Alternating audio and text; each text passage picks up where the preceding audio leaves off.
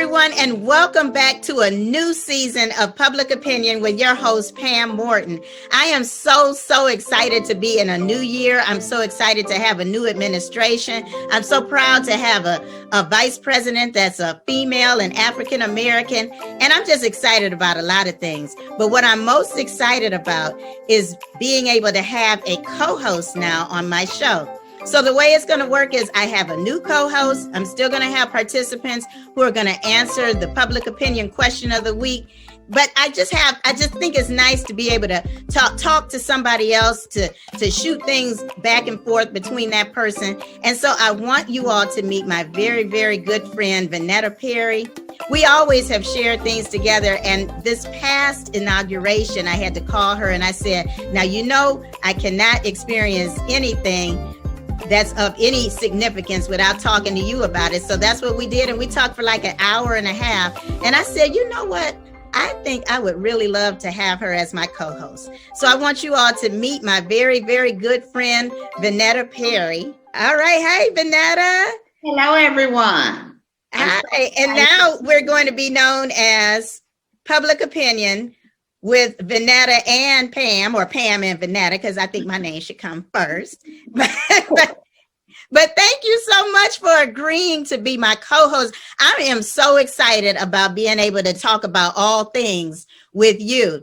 And I thought the best way to start this new season is for us to talk about the inauguration. What do you think about that inauguration? As a kid said, it was everything. I was moved from the moment I woke up.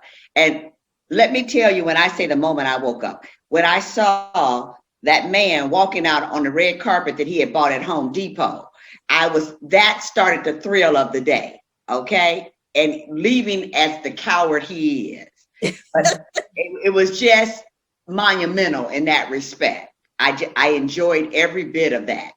Yeah, so I felt the same way. I got up at 8:00 in the morning, and I kept my pajamas on because I didn't feel that well, but I said, I'm going to watch all of this. And I started out at 8:00, and you're right. That started out the good feeling of the day. I mean, it just brought it home. It just really did. It was so like, yes, stability is back in my world.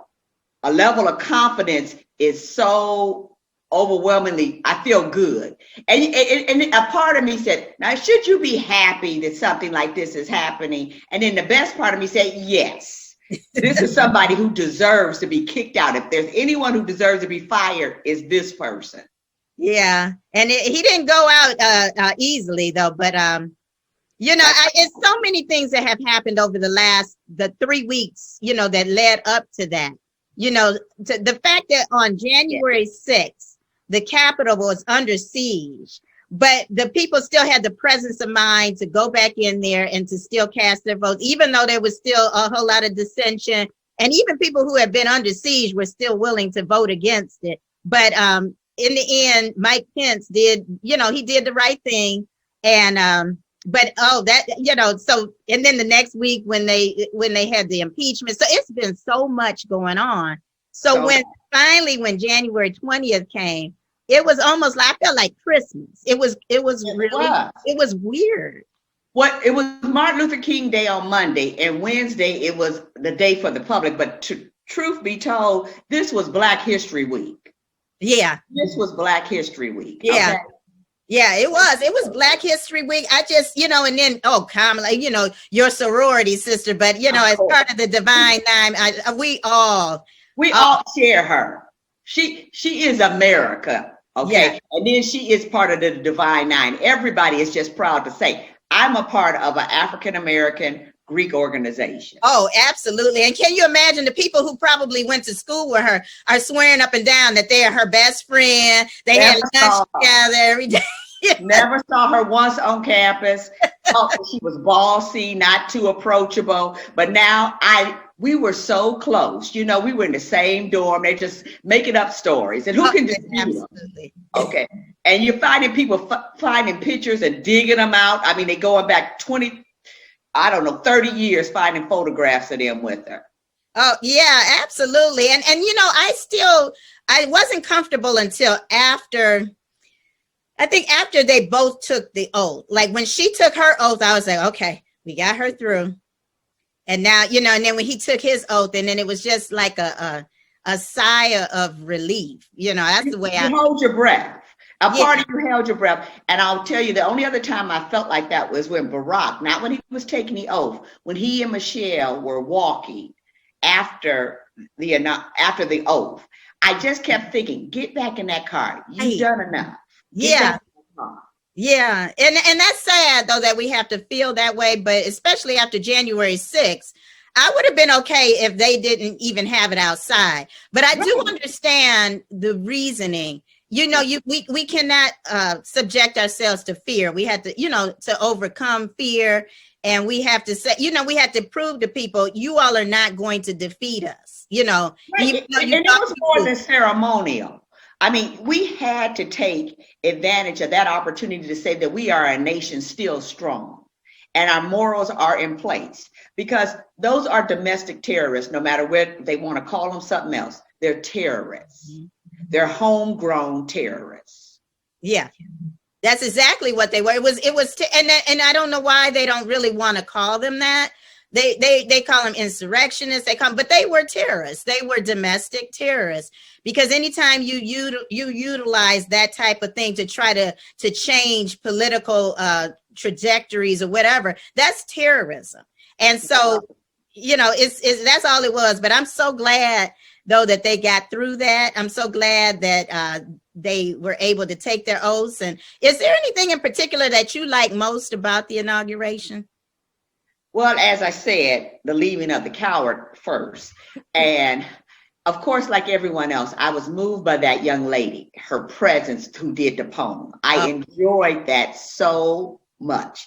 I mean, that was a point I had tears in my eyes, but I saw so many different shots of little girls who had their hands up when she was sworn in. Oh, yeah. Honestly, I had my hand up. I was standing there as if I were 6 years old. I was crying.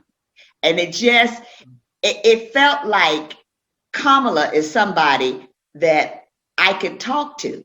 She's somebody who has America's best interest at heart. And I felt it. It transcended through the TV. I mean, it was an overwhelming sigh of life is a little better. Yeah. And I felt that with Joe Biden. With him, I feel such a sense of faith. Right. I truly believe that he's a man of faith. So anytime you have a man of faith or anybody of faith who is in that big of a position of power, it makes you feel a little more secure. I mean, that's not to say that he won't make any mistakes. I mean, who's not going to make a mistake? He's human. But the fact that you feel like he has common decency.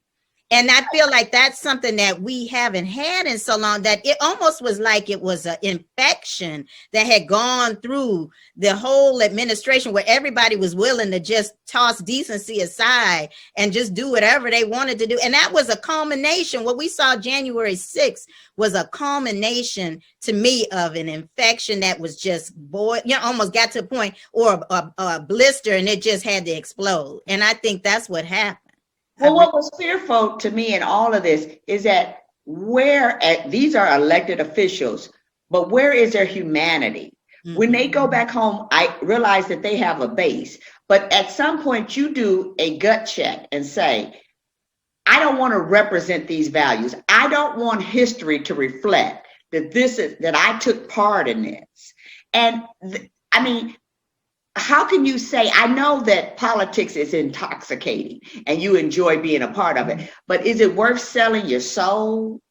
Right. And that's what I think. I think that they were just willing to sell their souls. And I had a post. I said, what is the going price for selling your soul to the devil? And then I said, you would just have to ask a Republican congressman or senator, because that's the only people that I really think I could ask. And it has to be political ambition. I don't know. I really don't know. I think it's a whole lot of things, but But you're right. I love that little poet. I'm telling you, you talk about somebody becoming an overnight. It wasn't even an overnight sensation. It was almost like instantaneous. People were retweeting. Some people were already trying to quote, the things that she said. And so I actually the next day downloaded it and just read it again but to have that type of insight and the things that she overcame to learn later that she also had like like some type of a speech, not a or some issue of that nature. And the same, Joe Biden, they didn't have the same thing, but to see that Joe Biden has overcome so much, and not even just the speech impediment he had, but he's just overcome so much. But when I looked at her, and I really love that last part where she says, "For there is always light if only we are brave enough to see it. If only we are brave enough to be it." And I'm like, oh, girl, where are you? That's just deep. She was poised beyond her years. Just poised. Okay. What I loved about her is she said, descendant of slaves, the child of a single mother. I saw myself in that moment. Okay. A child of a single mother. It's all possible if given the opportunity. It's all possible. Now, she is the exception, but we all can be great. Yeah. We can all be. Now, she's a Harvard graduate. We would all like to say that we are that. But yes, isn't that something? She was just a dignity that you just don't see every day. And I was just moved by her. Yeah. She was, just moving. I love Lady Gaga. Lady Gaga is just, she is just Lady Gaga. Okay. Some people are like, look at Lady. I said, Lady Gaga is always going to be Lady Gaga. Now, I don't know where she got that bird, the bird that actually flew out the sky and just settled on her chest. Is what I thought it was going to take wings and she would fly away at some point. Just fly away. She had enough of a dress that it could be almost like a parachute. But she said, she was toned down for Lady Gaga. Okay. Yeah. But she said, I got to make a statement no matter what. Okay. No matter what. I don't care if I look like I'm out of the Hunger Games or what it look like. This is me. Okay. She looked just like the Hunger Games. I'm telling you. I was like, Katniss, where is she at? Okay. All right. Now we can't end this conversation without talking about our dear friend Bernie. Bernie Sanders. Now you're talking about somebody else that overnight became viral. He became viral the moment he walked in. He was like, now I was going to the post office and to Walmart, but I had to come over here to Joe's thing for a second and see what was going on. I believe his invitation had been lost in the mail and he just got it. It was in that envelope. That's what was in that envelope. Yes. He believed that he had been snubbed. And so he was like, okay, I'm going to show everybody. I have this invitation. It's right here. It's right here. I'm going to hold on to it because at any point they may need to check it. Okay. And where's my long coat? Darn it. I put it in the cleaners on Monday. Okay. I'm just going to grab this. And it's going to be cold. So I'm going to put these mittens on.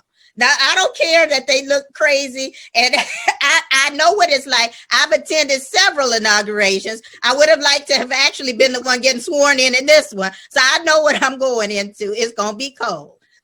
He deserves what he gets. Now, he was a meme walking, okay? He just was. That outfit I know as he walked past people, they're like, really? Really? Like, okay. What you going to do? Come on. Part of the inauguration is just the truth, is the fashion. Yeah, just to see what you're looking like. My son came down, who is only 21. He was like, who is that in that Tom Ford suit? I was like, I don't know what a Tom Ford suit is, but that's Joe Biden's son. Oh, okay. Well, grandson-in-law. Okay. He just kept talking. He said, and he had on a Tom Ford overcoat. He was quite impressed, but he's a fashion person.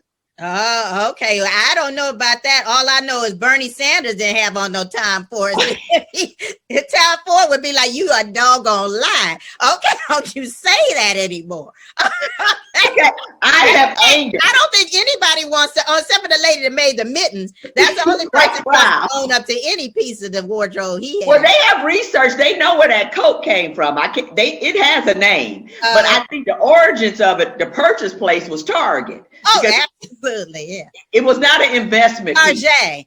It was Tarjay. And then we come to find out later about the mittens were made of recycled sweaters and bottles or something. But I guess, that's one thing I can say. He obviously doesn't care. But I'm going to tell you, the next day I have been for the last 2 days enjoying all of the memes. I even made a meme of him in front of my house. Okay, I couldn't help myself. I found one with Matthew sitting on his lap. It was just you have one of him at the Last Supper. Okay. Nothing but blasphemy. Okay. I actually was looking for that. I was like, yes, I found a picture of him at the Last Supper. That was perfect. They are perfect. The one with him holding Janet Jackson's breast with those mittens. I mean, he's just doing everything. OJ, if the mitten doesn't fit, you must have quit. Oh yeah, I like that one too. But yeah, I'm telling you, there's so many things I liked about the inauguration and Michelle, of course, Michelle Obama came in there, right. like she was out of the Matrix. Okay. Everybody was out of a movie that day. Melania came in there. Now I'm going to tell you, Melania, I don't have any love for Melania other than her fashion. Now she outdressed everybody that was there. I'm sorry. She wasn't even there, and she was the best dressed of the day. She was sharp, and she said, weather conditions notwithstanding. Okay. She said, I'm going to be cold, but I'm going to be a bad chick out here. And she was sharp. But next to Melania, I actually like Jill Biden's outfit. I really like. Now that would be my vote number one, and then I would go with Michelle. Yeah. Okay. Yeah. Hey, but I'm gonna tell you, Michelle is like me. She got them COVID pounds, so she had to wear something that really, brought it out. Okay, so she was strutting her stuff. Originally, that suit had been made in a size 10. They had to go up to a 12 at the last minute. Okay, COVID is not just, it's got us all. But she was sharp as she wanted to be. And I'll tell you, Joe Biden, partial to pink, had a granddaughter had on a gorgeous pink coat. I really love. Okay. Oh, okay. Yes. But I'm gonna tell you now, that coat that now whose daughter was that had that plaid coat on that looked like she had fur? That's Kamala's stepdaughter. Oh, now Kamala may have to help her out a little bit. She's avant-garde. From what I understand, now this is what's really surprising. She is a fashion student somewhere. Okay. And someone I work with told me, if you didn't like that coat, you should have seen the dress under there. Now, you haven't seen Frumpy. I didn't see her dress, but I saw those boots that she had on. But I'm making that statement. Sometimes, when you can't be the best dressed person, you're going to be the most memorable. Now, I would say that's what she was. Yes. Well, I just really enjoyed it. I even enjoyed the evening, that whole, I think I really have to hand it to them. I think they did the best that they could with what they had to deal with. The fact that we are still in COVID, the fact that, there's a lot of security concerns. They weren't going to have those balls anyway, I don't believe. And if they were going to be very scaled back. So I really enjoyed it. I enjoyed the fireworks show. Rachel Maddow had commented. She said there are no more fireworks in DC. Okay, Katy Perry said it all. Yeah, fireworks. I mean, it was beautiful. I do believe they had planned to have some small gathering, not the major inaugural ball, but they were going to have a gathering. Yeah, and they just took that off the table, and they pivoted, which is the word of 2020 and 2021. So they probably took some of the money from some of the balls and put it all in the fireworks. They were every firework, they sent out a call because nobody had any 4th of July stuff really anyway. So they sent out a call to everybody. We need every available firework that you can find. They brought every pyrotechnic person from every portion of the earth. Yeah. Okay. And probably the fireworks this year going to be smaller too, because they just don't have enough to produce it anymore. Well, it's just going to be firecrackers. They're just and sparklers. They're going to have this summer. But Vanetta, I am looking forward to having you as my co-host. I'm looking forward to future episodes where we will still have participants, and we will have a public opinion question of the week. And then you will be part of the panel discussion, and we can continue on to have very good conversations. So thank you so much. And I hope you all have enjoyed our conversation. And I look forward to seeing you all on the next episode of Public Opinion with Pam and Vanetta.